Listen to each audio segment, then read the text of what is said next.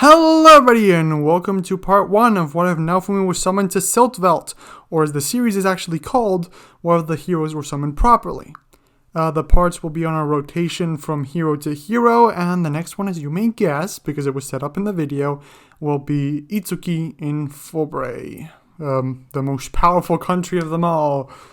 Of course, this series was voted on by you guys, although it was voted second for the first one I should make. I decided to put it first because I had it already done, and although it's very long, I think I very much liked it. This series was originally planned to be a crossover a collaboration with Sir Plot-a-Lot, but as it looked like we weren't getting things done together because of conflicting time schedules, I decided to not make it that. So you can actually recognize a couple of his humor and writing inside the script. I will add a link to his channel in the description and in the link above and whatnot. So please go check him out. He does good content, and I would honestly recommend this. If you like this video, please leave a like, subscribe. You can even join my Discord, and link in the description below.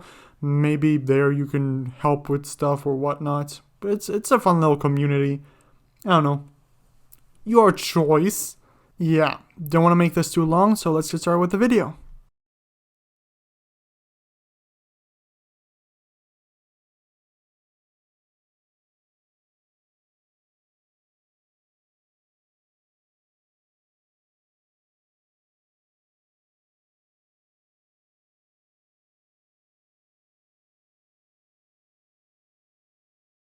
Naofumi Watani was a 20-year-old college sophomore who was leading a normal life. He was a self-proclaimed otaku who, on a day like any other, to save money, went to a library to browse through some light novels. While browsing, he accidentally knocked a couple books off the shelf. When he reached to pick them up, he spotted one that looked quite peculiar, which caught his attention. "The Records of the Four Holy Weapons?" he read out loud, grabbing it off the ground. Man, that title's barely legible.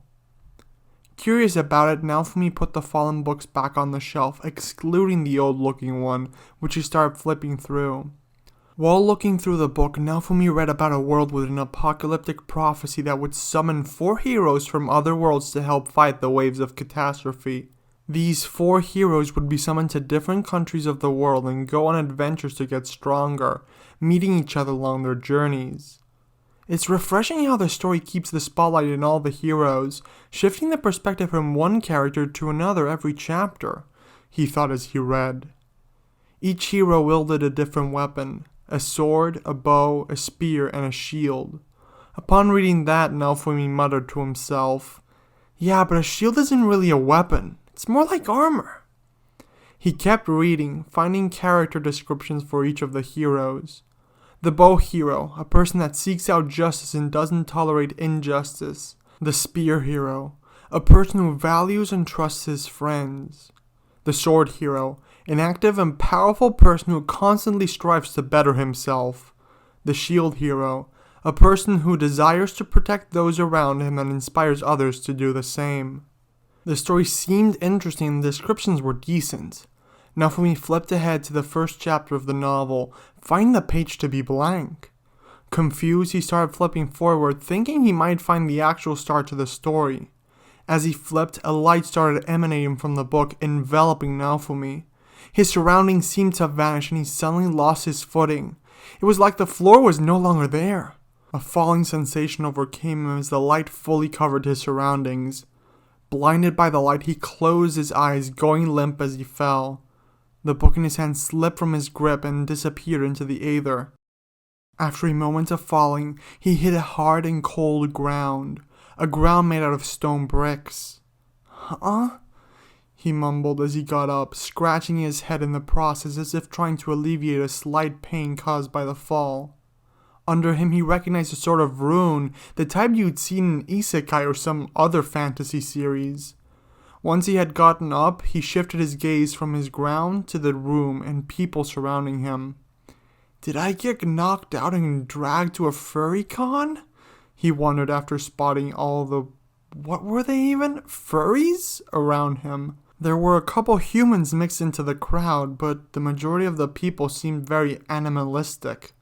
"The shield hero has arrived!" one of the furries announced. Hearing his words, all the animal people bowed to Naofumi, weirding the crap out of him. What was going on? Why were all the probable furries and medieval cosplayers bowing to him? After a moment of confusion, he took a second look at the situation. The only humans around him seemed to be knights, but after a closer inspection, even among the furries they seemed to be dressed as knights. There were some dressed differently, their clothes indicating they had more importance. A Renaissance fair, then? He kept wondering in a panic, not realizing the words slipping out of his mouth. He had no idea where he was or how he had gotten there. He had a right to feel frightened. Where the hell am I? Who the hell are you, weirdos? He spotted a small glint out of the corner of his eyes and turned to inspect its origin. Only now had he spotted the shield stuck to his arm. He tried to tug it off, but all his attempts were unsuccessful. "Your Fisher Price toy is really tight on my arm, isn't it? Get this thing off me!" Naofumi ordered. "We do not know what this Fisher Price you speak of is, but it sounds very noble. If you would follow us, we will explain everything in due time, great hero. Please, this way." A strange bird-looking man cooed.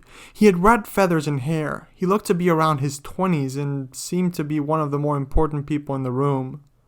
A woman dressed in an elegant purple dress that was accentuated by white, dark blue, and gold parts, who also had striking purple hair, stepped out of the crowd and approached Naofumi gracefully. She had an air of elegance about her that Naofumi couldn't really place. Was she royalty? "Shield hero, how are you finding this new world?" she asked while covering her mouth behind her open fan. "I'm sure it must be disconcerting."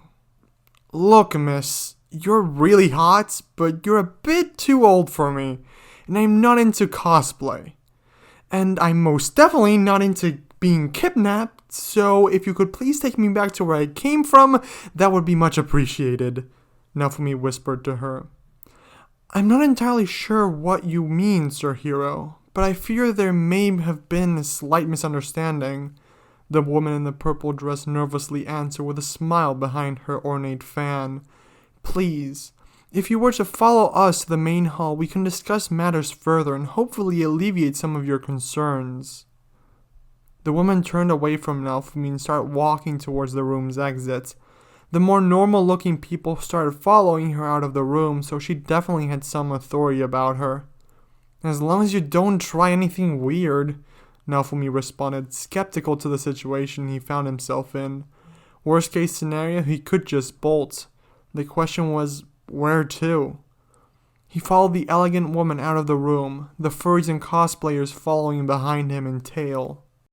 Naofumi followed the woman through the castle, reviewing the events that had led him to be in the situation in his head. Once he got a glimpse of the city outside the window, his attention shifted, as he stared in awe at the amazing city.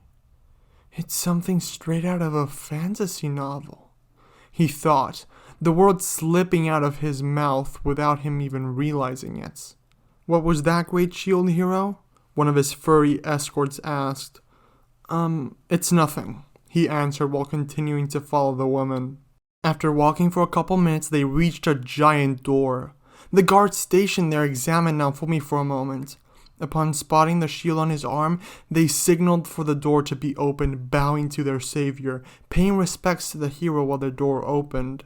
"If you may, Sir Hero," the lady said while extending her arm and bowing slightly. She was trying to show her respect to the hero while also indicating the direction that he should follow. Why did she want him to go ahead now? And what was the whole constant Sir Hero thing about? "Alright," Naofumi said while following the direction. He entered a deep room filled with people. His path extended before him in the form of red carpet, which coincidentally was the only free part of the room. The carpet was leading to a throne. Nervous to the situation, Naofumi walked through the room, a lot of important-looking furries and cosplayers looking at him and bowing as he walked past them. This treatment was really making him feel like a famous celebrity. He reached to the end of the path that was laid before him. All that was there was an ornate throne waiting for him. Am I supposed to sit here?" Naofumi asked. He still had little to no idea of what was going on. It kinda made him feel uncomfortable. "Of course, Sir Hero, it's your throne," one of the servants answered. He seemed confused by the question. Hesitating a bit by the way the question was answered, Naofumi sat on the throne. The moment he did, everyone rose up, staying silent in the process. Glances were being exchanged left and right, and many of them were even muttering and whispering amongst themselves, but no one was explaining anything. Is anybody gonna explain why I'm here?" Naofumi asked, tilting his head slightly. He had no idea what was going on or how he was supposed to be acting. "The floor is yours, honored guests of our lord," the old Gemmu, a guy who looked like a mix between a man and a turtle, said, allowing the representatives of the other countries to speak. "Thank you, your reverence," the lady from before said, before introducing herself as Queen Mirelia Q. Melromark. She then went on to explain why Naofumi was summoned, explaining many different reasons. At times, other representatives from different countries, such as Hundru from Zeltobo or Vana from Siltvelt, would chime in to offer more information, but the queen was the main lecturer here. She explained to Naofumi that he was summoned as the shield hero to defend the world from the waves of catastrophe.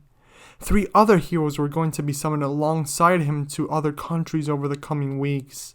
At first, they thought they could repel the waves on their own, but after Melromark fought their first wave in Loot Village, which expanded to the nearby area, leaving disasters in its wake, the major powers decided that they needed to summon the heroes. Okay. I get the gist. So, you summoned me from another frigging world to protect you, despite the fact that I know nothing about any of you or your world," Naofumi said, both angry and annoyed, cutting off the queen's explanation after she went on for a bit too long. It had dragged on for over an hour, even though the important information was mostly given towards the beginning. "Well, our legends tell us that the heroes," the representative from Zeltobo started saying, but got interrupted by Naofumi. "That's just it. You expect me to be this legendary savior, someone who will unconditionally do as you please. You haven't shown it the least bit of interest in me. It seems like you just want me as a figure. You haven't even asked for my name yet," Naofumi said, his annoyance and frustration coming to the surface. Whispers started after the outburst, filling the room. "Forgive us, shield hero. Forgive our rudeness, please. Please spare us from your wrath," a Hakuko named Wheelia stated, bowing to the shield hero to show their remorse, but it just seemed like an empty gesture to Naofumi. It was being treated as if it were the end of the world, like he was trying to appease a volcano that was about to erupt. "What? I'm not even that angry," Naofumi sighed in response. "I'm mostly just annoyed." "Maybe an introduction will clear things further," the queen stated, folding her fan. "How about we all introduce ourselves officially to you, Sir Hero?" Before Naofumi could complain or agree to the idea, the representatives, starting with the Siltveltians, started to introduce themselves to Lord Naofumi, going in order of importance. There were too many names for Naofumi to process, so he ended up ignoring most of them, instead just giving most of the bigwigs nicknames.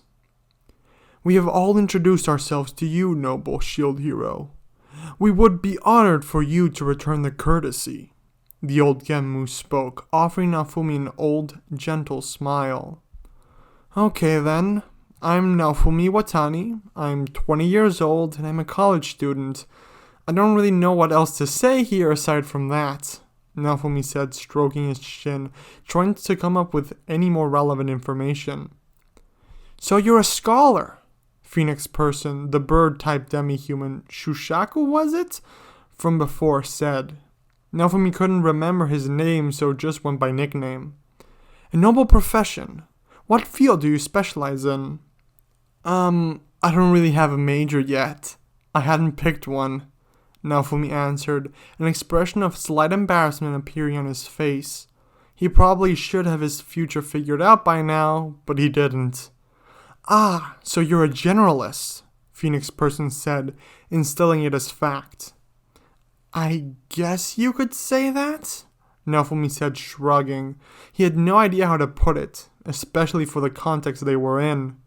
Ah, so he's like Lord Tuct, the whip hero. What a noble profession, Dragon Girl said while sporting a wicked smile on her face. She was a demi-human that looked like a dragon. A member of, what was it called again? The Aotasu tribe. Naofumi was pretty sure he got that right. He got the explanation of the tribes and paid attention to most important ones, but they went on about the others. Who's that? Another one of the Cardinal Heroes? Naofumi asked, confused. He didn't remember reading about that in the book. So far, all the info matched. I thought the other heroes had a sword, a spear, and a bow. Not quite, the old Gemu informed. Aside from the 4 Cardinal Heroes, there exist also the 7-star heroes. He is one of those. Naofumi looked at the old Gemu interested, so the old Gemu proceeded to list the 7-star heroes. The 7-star heroes each have a distinct weapon as well. One has a whip, another an axe, another hammer, another a staff, another gauntlets, another claws, and another projectile weapon. After telling him about the 7-star heroes, the political representatives of the other countries explained matters further, explaining to the heroes the most important things he'll need to know. Things such as status magic and other facts passed down through legends, of course, leaving out certain information so as to not disturb their hosts too long. They gave all the information necessary and discussed affairs with the hero. He agreed to help with the wave, so having to travel early in the morning for the next summoning, the representatives excused themselves to go get some rest. As a result, they left the Siltveltians to talk to their hero, to their god, as previously agreed. So, what now? Naofumi asked, confused, seeing half the people leave. Are we going to discuss how to deal with the waves, or how I can get stronger to fight them? He knew he was summoned to this country to work with them, so he'd have to get situated with everything going on. They were kinda weird, but he could work with them. All in due time, my lord. For the moment, we have other pressing matters to attend to, a lion-type demi-human said, standing up. He looked important, but also carried himself in a very self-important way. There was this weird, sinister vibe coming off of him. Oh, I'm sure we can get this done in no time then, Naofumi said, wanting to aid where he could. You need not concern yourself with our situation. It's been a long day. You look tired. How about we send you to your quarters? The demi-human suggested, signaling for some maids to escort Naofumi. Before he could protest, he had already been dragged out of the room. As he was taken out, he heard the political parties discuss preparations for a banquet and parade. Why did they need to do a parade? It seemed over the top to him. He was pretty tired, so he followed his escorts to his room, thinking about the day's events. It had been crazy, like a fantasy novel. It was sure to be a great fun adventure. Pardon, may I have a word with Sir Hero? The Queen of Melremark asked, the ornate fan once again covering her mouth. He ran into her by chance while turning a corner. He probably was close to the rooms where the other representatives were staying at, but if that was the case, then why weren't there more people around? Sure, Naofumi answered, curious about what the monarch had to say. About what? An urgent matter. I hope we can speak more privately. Maybe in my quarters? The queen answered. I'm afraid that won't be possible, the maid escorting Naofumi said, looking rather annoyed at the queen. She had no idea in which way the queen could taint their hero, but she knew she could not allow it. We have a strict schedule to go through, Master Shield Hero. Preparations are already being made. I'm sure it's fine. It'll only be a minute, Naofumi said, giving the girl a gentle smile. But the maid began, but was interrupted by the queen. The shield hero has spoken. I'm sure you can accommodate his choice into your schedule, she said.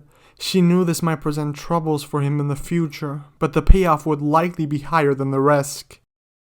The queen then guided Naofumi to her chambers. They were quite a ways away, which made Naofumi doubt the coincidence of their meeting. So, what do you plan doing with me? Naofumi asked, breaking the silence. Why do we have to meet in your room? Please do not be concerned, Sir Iwatani. It's only for a matter of privacy and safety, the queen answered, looking around the hallway, seeming a bit paranoid to Naofumi. Safety? What do you mean? What's gonna happen? Naofumi asked, sounding a bit frightened. He was the shield hero, but he wasn't ready for anything too dangerous just yet. Once we're alone, I'll explain, she answered in a reassuring tone. After a bit more walking, they arrived at the chambers reserved for the queen. There, Naofumi found a couple guards stationed around the room. They were likely there to protect the queen. Being a foreign monarch presented its challenges. The queen leaned into one of the knights and whispered something that Naofumi couldn't hear. After, they entered the room. The queen took a moment to inspect the surroundings. After she spotted her own forces at the balcony, she calmed down.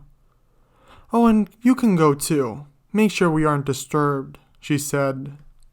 Who are you talking to? Naofumi asked, a hint of confusion in his voice. She asked to talk to him. Why would she ask him to leave now? A shadow, the queen answered, only to get confused expression from the hero. They're a secretive and elite organization. These particular ones serve me directly. So why did you want me here? Naofumi asked, wanting to get straight to the point. After all, he had a couple things waiting for him. I just want to give you a warning, Sir Iwatani, the queen answered. A warning? Naofumi repeated, still sounding confused. A warning about what? I just want to warn you about the country you are in currently, Sir Hero, the queen stated, once again opening her fan to cover her mouth. What do you mean? They have been nothing but hospitable to me so far. They seem like very nice people, Naofumi responded. Sure, they were a bit strange, but they seemed friendly enough. Why would she need to warn him? On the surface it may seem so, but make no mistake, if you step out of line, your life will be in danger, the queen stated bluntly, causing a surprised expression to manifest on the hero's face. The last shield hero to come here disappeared for 6 months before being pronounced dead. You're a very important political figure here. The powers that be will try to control you for their own purposes, and if you don't agree with them, they'll resort to unconventional methods to dispose of you. What you're saying is that if I do something to upset anyone important or disagree with them, they'll have me killed, Naofumi asked, trying to order everything in his head. It was a possible scenario. If he had influence and did something to upset the balance, then of course he'd end up being killed. That is the most likely fate you'll encounter, yes, the monarch answered. But that isn't the only fate you may suffer. Even if you don't upset anyone, the princesses and nobles' daughters of Siltvelt will demand audiences with you. The demi-human women will build a harem around you. They will try to produce heirs with their bloodline of the shield hero. Once you have outlived your purpose, then you'll be nothing but a liability to them. You'll be killed regardless. Poor Mr. Iwatani, stricken by such a grave illness at such a young age, they'll say. The harem part did sound kinda nice, but if it came at the price of his own life, it wouldn't be worth it. Trying to put the pieces together in his mind to find a solution to this where he didn't end up dead, Naofumi took a step back, tripping over himself and falling onto the ground. Are you alright, Mr. Iwatani? The queen asked, concerned. Of course not! Naofumi spat back while getting up to his feet. You just told me I'm gonna die no matter what I do. How do you want me to be alright? Do not think of it as a certainty. It's a likely scenario, yes, but only if you were to be careless. All I am saying is be careful with your words and actions. The other countries came here for your summoning because we saw this as a distinct possibility, and we do not wish to repeat the mistakes of the past. Of course, we can't say it up front in front of all the houses of Siltvelt. It could start a war, especially if I were to say it. No other country wished to speak, so I took it upon myself to inform you. so you can try to avoid said outcome. We just want you to do what is best for the world," the queen informed, closing her fan.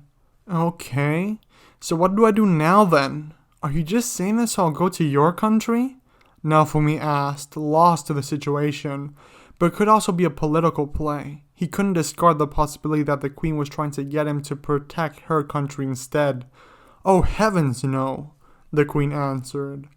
"I'm afraid you'd suffer much harsher treatment if you were to venture to Melromark now. I have much work to do before it could be hospitable to the shield hero." Naofumi looked at her confused, so she briefly explained the situation. After that, she gave him some pointers and suggested likely scenarios to avoid. Before too much time could pass, the queen sent Naofumi back to his quarters, asking one of the knights to escort him. "Ah, you finally returned," the maid that was supposed to escort him to his room said. "If I may ask, I'd like to know what you were discussing with the Queen of Melromark, Lord Shield Hero." "Nothing in particular," Naofumi answered, still having the words of the queen in his head. If he actually told her, then he'd likely cause a large scandal. "All right then," the maid said, a skeptical tone, but getting back down to business regardless. "Preparations are being made. Dinner will be ready soon, at which point we'll come to get you. Until then, feel free to relax in your quarters." The doors to his room were opened by 2 guards stationed there for his protection. Naofumi walked in, inspecting the room. It was huge, but regardless of the size, there was much in there. A bed, a fireplace, a couple decorations. He felt locked in. He didn't really have the ability to leave the room for a while, or at least not without upsetting anyone. "Wow, this is super fluffy. Fit for a king, I guess. Or well, a hero in this case," he thought after jumping onto the bed. He felt tired and just wanted to rest. All he did was go through a summoning and sit in a chair all day while people talked, but still, it was exhausting nonetheless. After a couple moments of lying down, he jumped back up to look at the room more closely. There was one item in particular that really caught his eye. It was a shield that was hanging on top of the fireplace. "Why is this here?" Naofumi asked himself while grabbing the shield to inspect it. "Is this meant to protect myself? But I already have the Cardinal shield." A moment after grabbing it, an icon popped up in his field of vision reading, "Weapon copy system activated. Shield of the Beast King. Status locked." Wait. So I can copy other shields and register them to my own. This looks a lot like a video game, he muttered to himself while checking the status window that opened.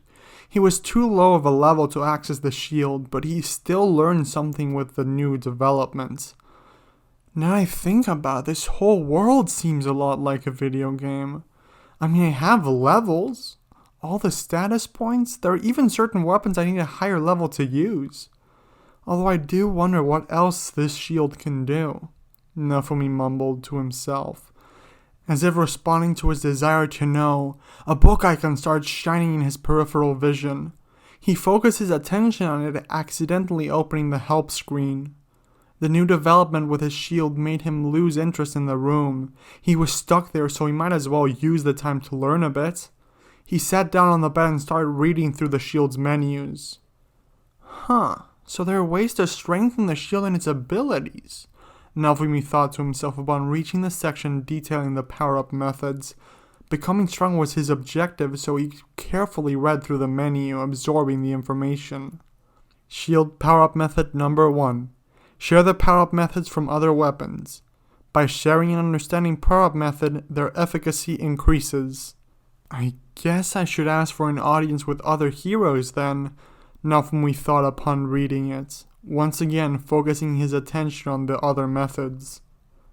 Shield power-up method number 2. Trusted and being trusted leads to an increase in abilities. Shield power-up method number 3. Energy boost. The heroes have an energy that they draw out automatically from their weapons. This energy is always active. Assigning this energy to skills will allow more powerful skills to be used. Only 3? Naofumi thought to himself once he was done. Somehow, it felt weird that there were only 3. Like it wasn't complete. He kept reading through the menus, learning new information about the weapon that was now attached to him. But after a while, he grew tired of that. Not having much to do, he walked to the balcony where he saw the sun setting over the city in front of him. He just marveled at the new world he now found himself in. It was beautiful. It was so unique. And the city was just so special. There was so much variation between buildings. Some were huge, others tiny. It was a very interesting sight, seeing the cultural uniqueness and diversity in just this one city confirmed to Naofumi that he really was in another world. "Pardon me, Sir Hero," the phoenix person from before said, entering the room. Hi," Naofumi said, not remembering the man's name. So much information was given to him at once, it was obvious he wouldn't remember everything, and he didn't want to call the man by his silly nickname. "I am Vanna. I serve as the representative of the Shushaku race. We met before," Vanna said, reintroducing himself to his lord. "Yeah, sorry, your name slipped," Naofumi apologized, scratching his back. "It's not a problem at all. It is an honor to officially meet you, Lord Naofumi Watani," Vanna said, bowing. "Is there anything I can help you with?" Naofumi asked, wanting to fill the silence left after the weird bow. It just made him feel awkward. "Most certainly, Sir Hero. I am here to fetch you for your introductory banquet," Vanna announced, getting back up and pointing in the direction of the door. "Are you sure I can go to a banquet in these clothes?" Naofumi asked. Banquets were supposed to be formal. All he was wearing was jeans and a hoodie. "It's no problem at all," Vanna said. Naofumi was guided into a dining hall. Once he opened the door, he found a huge room filled with people of various different races, all eating together. It seemed as though each table had different food, each from a different country or culture. Once in the room, he was guided to a table filled with dishes that combined the food of many countries and places. The other seats around his table were positioned in such a way that different people could join in and chat with the hero. At the moment, the chairs were occupied by the political representatives and some members of the Siltvelt leadership. Moments after he sat down, the entertainment started playing. It was some pleasant music that was meant to set the ambiance while not disturbing conversation. Naofumi's stomach growled. He was pretty hungry, but had such a variety of choices he didn't know what to pick. Some of the food presented to him was even raw. In the end, he ended up choosing the meal which looked most familiar to him, that being the food that came from Melromark, which did upset some people. During the events of the dinner, Naofumi got the chance to talk to many high-ranking people, including members of the leadership of Siltvelt, nobles and some of those chosen to represent different countries during the talks. The noble daughters of Siltvelt kept joining in, trying to get his attention. At first he was flattered, even enjoying it a bit, but after a lot of women started crowding him and forming a line, worry started to set in Naofumi's mind, which brought the queen's warning to the surface. He tried to talk to the officials of the other countries to set up meetings between the heroes, or even go visit them, only to be told that they hadn't been summoned yet. He switched his approach, trying to ask to meet one of the 7-star heroes, but every time he asked about meeting one, he was told that they were too far or too busy training for the waves. After a couple hours, the feast that was thrown in the honor of the new shield hero ended. As a result, Naofumi was taken back to his quarters. "Pardon me, Sir Hero," another maid said, approaching Naofumi. This one seemed to resemble a fox and was also acting kind of shyly. "We have started preparations for your bath." Naofumi thought it over. A bath would likely do him some good. "All right," he said, agreeing to go to the bath. He felt sweaty and sticky, so a bath would do good, not to mention it would likely alleviate some pressure. A couple towels were brought to him by a group of different maids, who were all exposed a little too much. He was given his choice of towel and told to get ready for the bath. Once he took off his clothes and put the towel on, he left the room, following one of the maids who guided him to his bath. After 2 minutes of walking, Naofumi entered the bathing area, only to find the room overcrowded with demi-human women. Once they saw him come in, they all walked towards Naofumi, wanting to get a piece of him. It was the only way to ensure more political influence in the country, so of course that's what they'd try. Seeing them storm towards him, Naofumi turned tail and ran away as fast as he could. He was grabbing onto his towel, trying to make sure it wouldn't slip away. He ran through the halls, many of the women running behind him, calling out to him. He just ignored them. After a minute of running, Naofumi bumped into the old Gemmu, an old turtle demi-human who held a lot of political power. "Ah, Sir Shield Hero," the old Gemmu said, seeing Naofumi approach. "It's very nice to see you again. Out for a run, I see. Keeping the body in shape is essential for a long, prosperous life." Naofumi just kept running while trying to find a way out of the situation he was in. The conversation with the queen still lingered in his head. Damn the queen, she warned me about this and I still acted careless and got myself into this mess, he thought, trying to escape the woman. He spotted the old Gemmu and he remembered what the queen had said. He could help. Knowing his political standing and influence, Naofumi stopped behind the old Gemmu and asked him for help. The woman approached, but as soon as they saw the old Gemmu, they stopped, only to be scolded by the turtle demi-human. He told them that they should respect the shield hero's wishes. If he didn't want to do anything, then they shouldn't force themselves onto him. The women were forced to apologize. Ashamed about how the situation ended, they walked away, their heads hanging low and a sad atmosphere forming around them. Some even had to be escorted by guards, which the old Gemmu called. "I'm deeply sorry, Lord Iwatani. On behalf of my country, I apologize.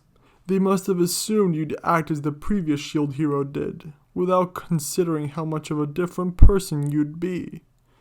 Is there anything I can do to compensate you for your troubles?" the old Gemmu asked, regretful about the events that had just transpired before him.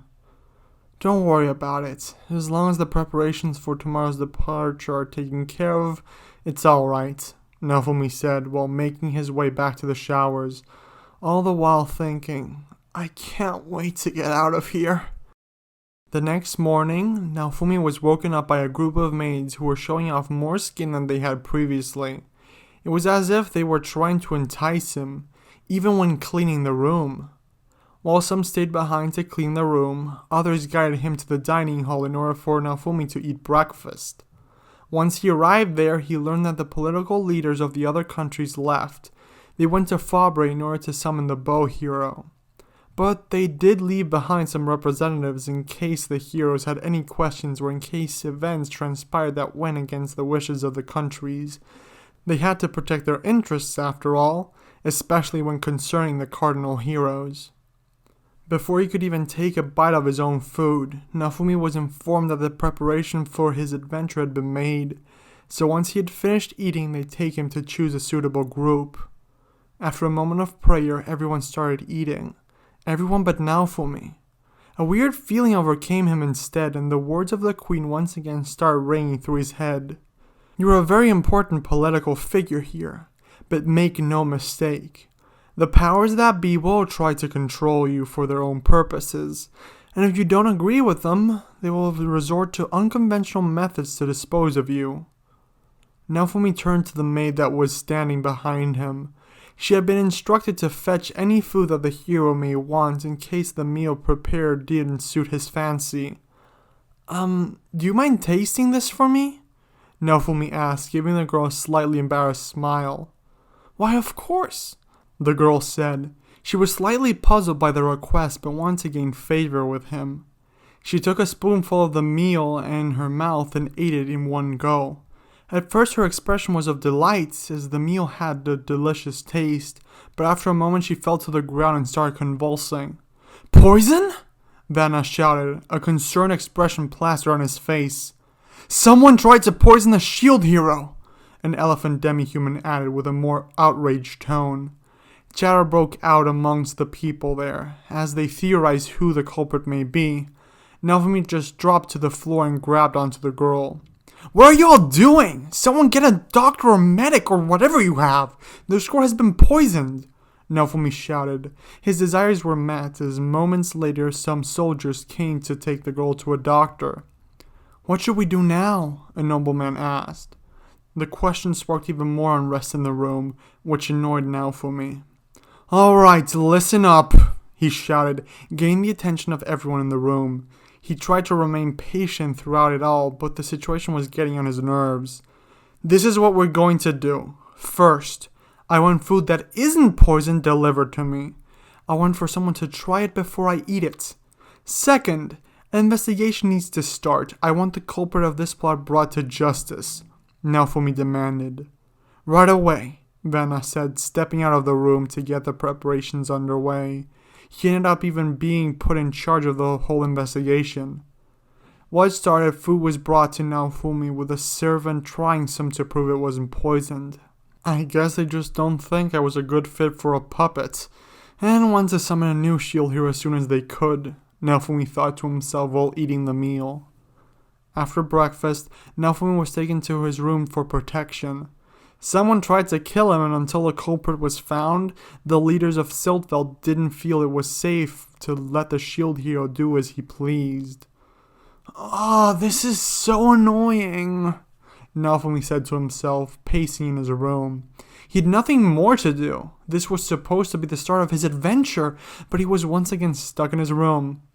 His patience grew thinner and thinner as the minutes passed by. After 2 hours of waiting, the culprit was found and Naofumi was allowed to move again. Thus, the preparations for his adventure were once again underway. As soon as he had the chance, Naofumi was taken to the castle's armory by a couple of knights, who for the time being were serving as his security escort. Once there, he was presented with a bunch of different weapon options and armors. He spent a minute looking them over and asked the smith, "Which one would you recommend?" "It really depends on what you're looking for, my lord," the smith in charge, Nathan, answered. He was a limo-type demi-human, basically like a mole. He was great at what he did and was known as the best smith in the area. "Let's go with something flexible that's good for a beginner adventurer," Naofumi said. He didn't know what to go with, so the basics were always the best bet. "In that case, I'd suggest a chainmail armor," Nathan said, choosing a particularly good one, suited for even adventurers at level 1. "This one ought to be good." After being given the armor, Naofumi looked over the display to see if there was anything else he may want. He spotted a green cape that caught his attention. "This looks pretty cool," he said, grabbing it and going to a changing cabinet where he equipped the new armor. After stepping out of the cabinet, many of the knights and nobles present started praising his appearance. "Okay, I'm starting to look the part, but I still need to be able to defend myself," he thought to himself, walking to a sword display. "Do you need any help choosing, Sir Hero?" one of the knights present asked, saluting the hero. "Nah, I'm good, thanks," Naofumi answered. It would likely end up turning into a hassle anyway. He browsed through the swords for a moment and grabbed one that looked cool. But the moment his fingers grasped the handle, it just flew out of his hands with enough force to stick to the ceiling. Confused as to what just happened, Naofumi tried grabbing another sword, but the same thing happened. As a result of his attempt, a message popped into his status window saying, "A hero cannot hold, with intent to fight, any weapon other than their assigned legendary weapon." "Well, that sucks," Naofumi said upon reading the message. He got a lot of confused looks as the people around him didn't understand the reason. "Okay, so I can't use a sword. Then show me your best shields," Naofumi ordered. He knew he could copy them. He accidentally already copied one. Having more would likely help out. "No, scratch that. Bring me all the different shields you have." As ordered, the knights and maids brought him all the shields they could find in the castle, so Naofumi started using the weapon copy system to copy them and increase his arsenal. Once he went through all 67 shields, one of the nobles spoke. "Forgive me for speaking out of turn, Sir Shield Hero, but what exactly are you doing?" a Wanui-type demi-human asked. "I'm using one of my shield's features to copy the shields and add them to my weapons," Naofumi answered. "I see. But why not use the absorption method?" the demi-human noble asked.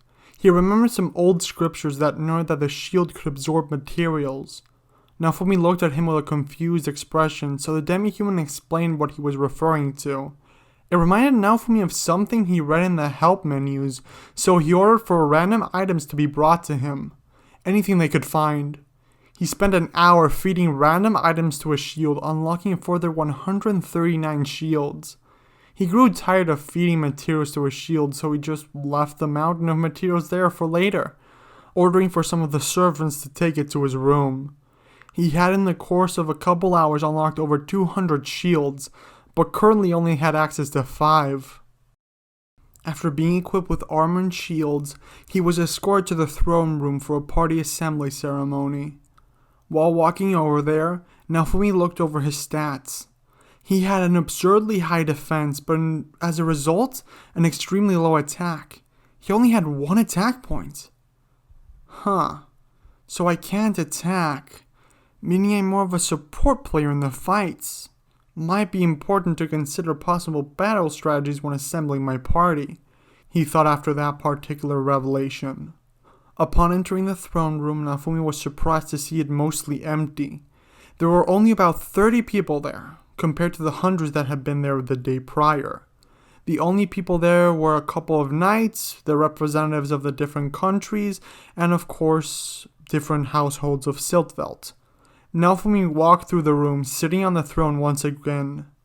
Bring the party members, one of the knights shouted, a beastman knight.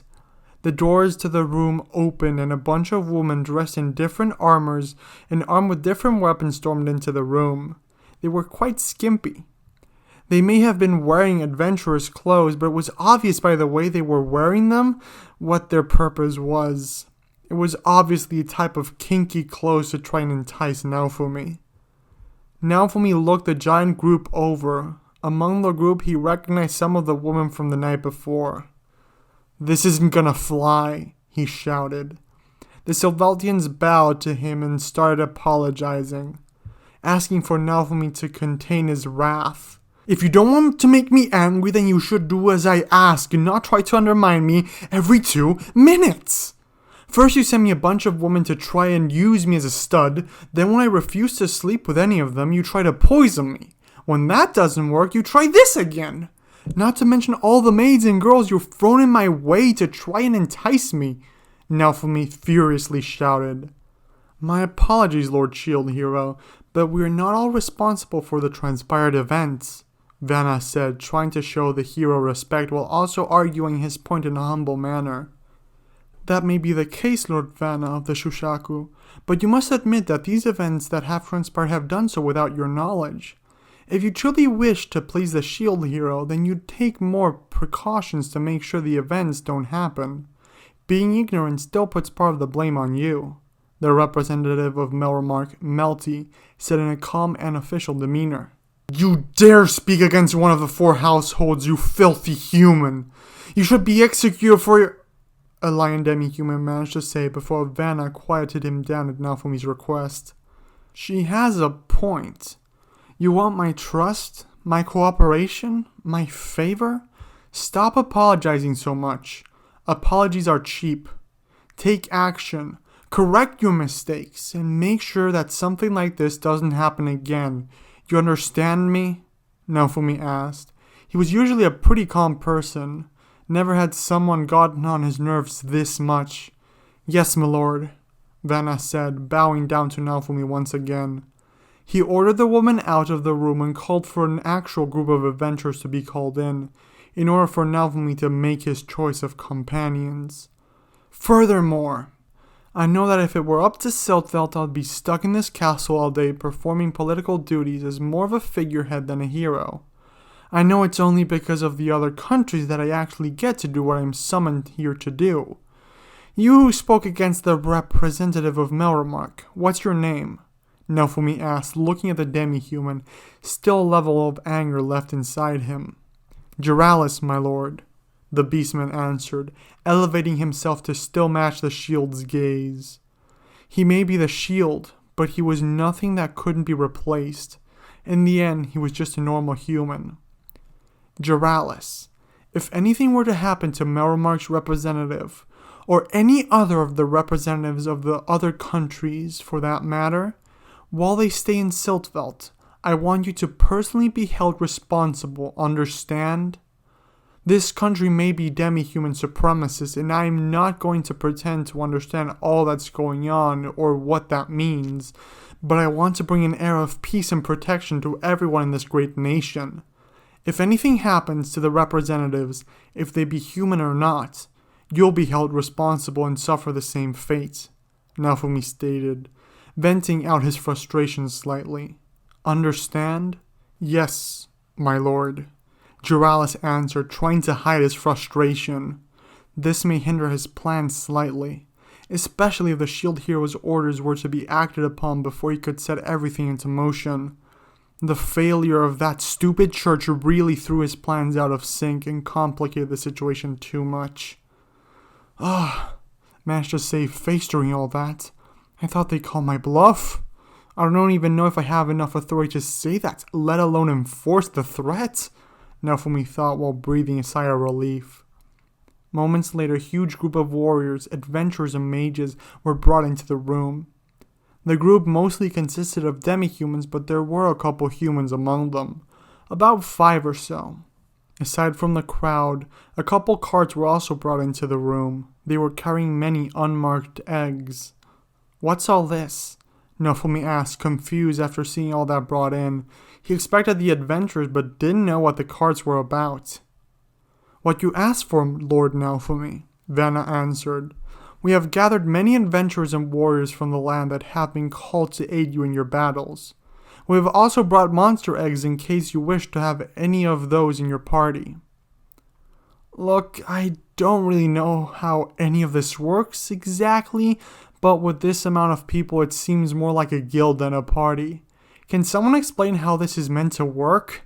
Naofumi asked. He knew a bit about video games, but this seemed way too big for a party.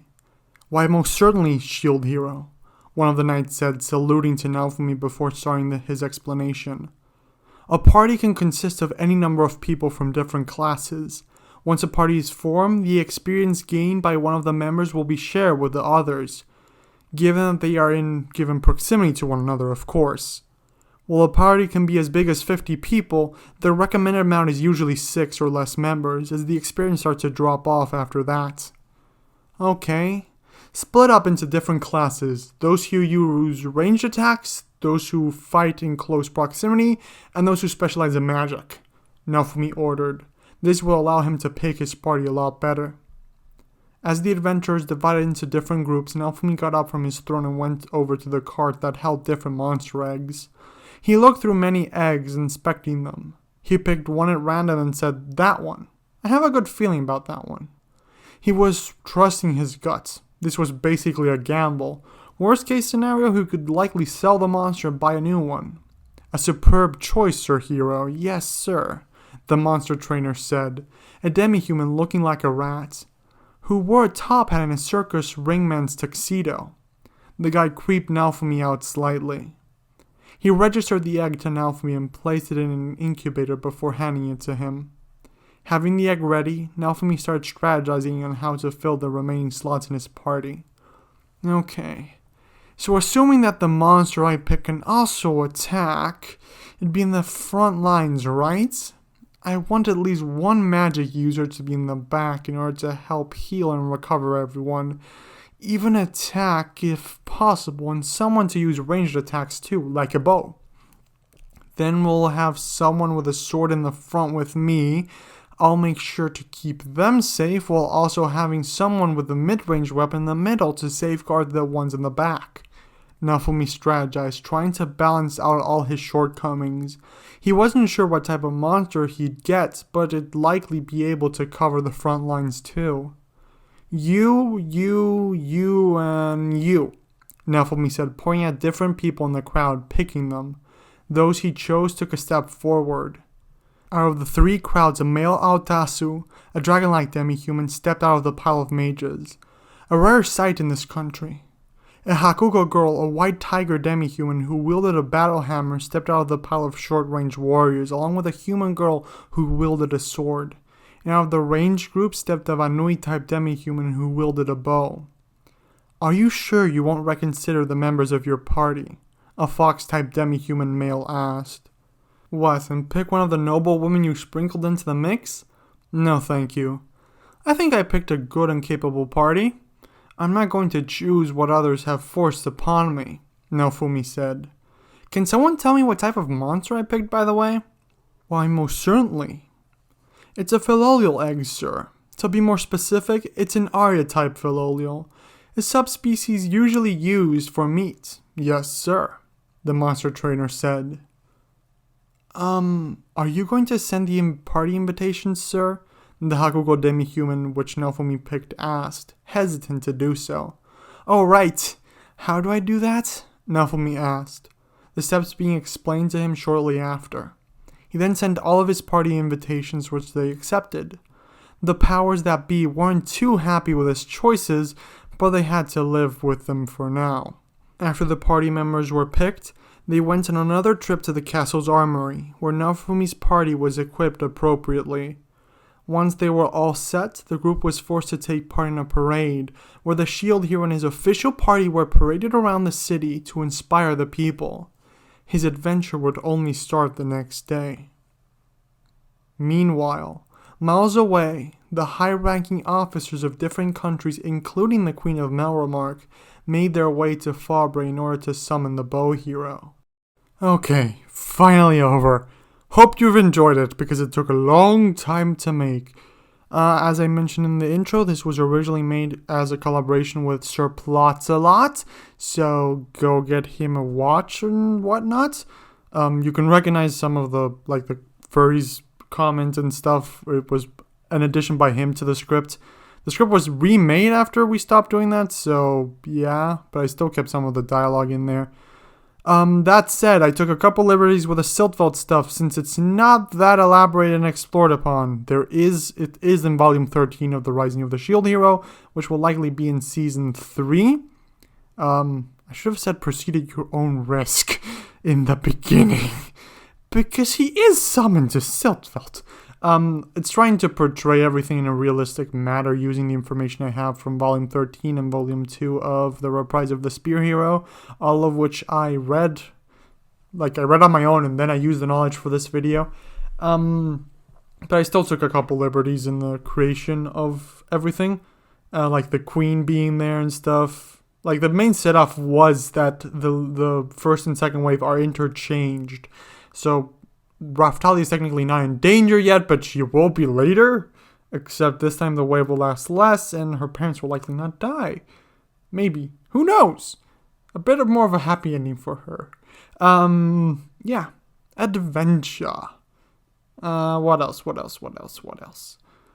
Have a couple plans for this series, like exploring different heroes and stuff. Also, different problems will arise, especially for Naofumi, that didn't arise in the first season of The Rising of the Shield Hero.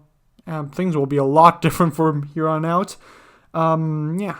If you enjoyed, please like. I'll likely post the next one in a couple weeks, so please leave a like.